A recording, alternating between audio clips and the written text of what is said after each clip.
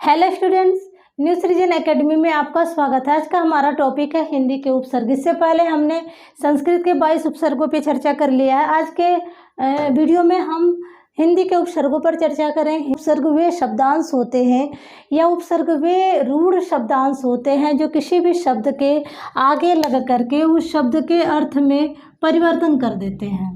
संस्कृत के 22 उपसर्ग हैं,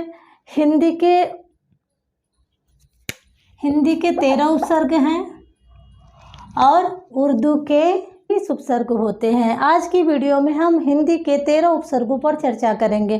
पहला उपसर्ग है अ का अर्थ होता है अभाव या निषेध। जो अ उपसर्ग होता है हिंदी का, इसका अर्थ होता है अभाव या निषेध। इससे जो शब्द हम बनाएंगे अज्ञान,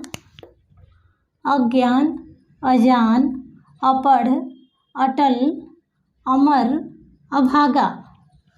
जो अ उपसर्ग है इसका अर्थ होता है अभाव या निषेध। इसे बने हुए शब्द हैं अज्ञान, अजान, अपढ़, अटल, अमर, अभागा। और भी शब्द इससे बन जाएंगे। अध उपसर्ग है, इसका अर्थ होता है आधा।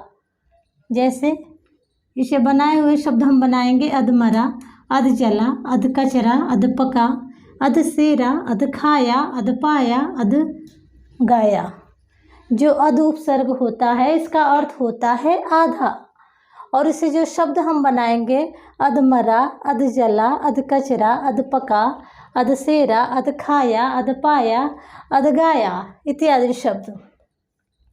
अगला उपसर्ग है उन का अर्थ होता है एक कम।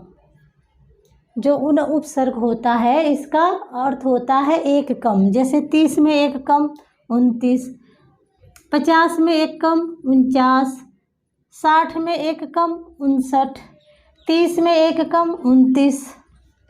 अगला उपसर्ग है क और कु। दोनों का जो अर्थ होता है बुरा होता है। क और कु दोनों उपसर्ग का जो अर्थ होता है बुरा होता है। क उपसर्ग से बना हुआ शब्द है कपूत। कु उपसर्ग से बने हुए शब्द हैं कुपुत्र, कुजात, कुगोत्र, कुढंग, कुचाल, कुचक्र, कुख्यात, कुखेत इत्यादि। जो क और कु उपसर्ग है इसका अर्थ होता है बुरा। इसे बने हुए जो शब्द हैं कपूत, कुपुत्र, कुजात, कुगोत्र, कुढंग, कुचाल, कुचक्र, कुख्यात, कुखेत इत्यादि। 6 उपसर्ग हो गए थे। 7वां उपसर्ग है दू। 7वां उपसर्ग है दू। इसका अर्थ होता है कम या बुरा। जो दू उपसर्ग है इसका अर्थ होता है कम या बुरा। इसे बने हुए शब्द हैं दुबला, दुधारू, दुशाध्य इत्यादि। जो दू उपसर्ग है इसका अर्थ होता है कम या बुरा। इसे बने हुए शब्द हैं दुबला, दुधारू, दुसाध्य इत्यादि। नी उपसर्ग है 8 नंबर पे। नी उपसर्ग इसका अर्थ होता है कमी। नी उपसर्ग से बने हुए शब्द हैं निगोड़ा, निडर, निहत्था, निकम्मा, निधड़क। अगला उपसर्ग है पर। पर का अर्थ होता है दूसरी पीढ़ी या दूसरा। जो पर उपसर्ग है इसका अर्थ होता है दूसरी पीढ़ी का या दूसरा। इसे बने हुए जो शब्द हैं परदादा, परपोता, पराया, परनानी इत्यादि। जो पर उपसर्ग है इसका अर्थ होता है दूसरी पीढ़ी का या दूसरा। जैसे परदादा, परपोता, पराया, परनानी इत्यादि। अगला उपसर्ग है बिन। बिन का अर्थ होता है बिना या निषेध।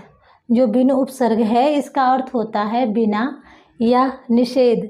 चैनल को सब्सक्राइब कर दें, लाइक कर दें, शेयर कर दें। जो बिन उपसर्ग है इसका अर्थ होता है बिना, निषेध। इससे बने हुए शब्द हैं बिन ब्याहा, बिन बात, बिन बादल, बिन पाए। जो बिन उपसर्ग है इसका अर्थ होता है बिना या निषेध। जो बिन उपसर्ग होता है इसका अर्थ होता है बिना या निषेध। इससे बने हुए शब्द हैं बिन ब्याहा, बिन बात, बिन बादल, बिन पाए इत्यादि।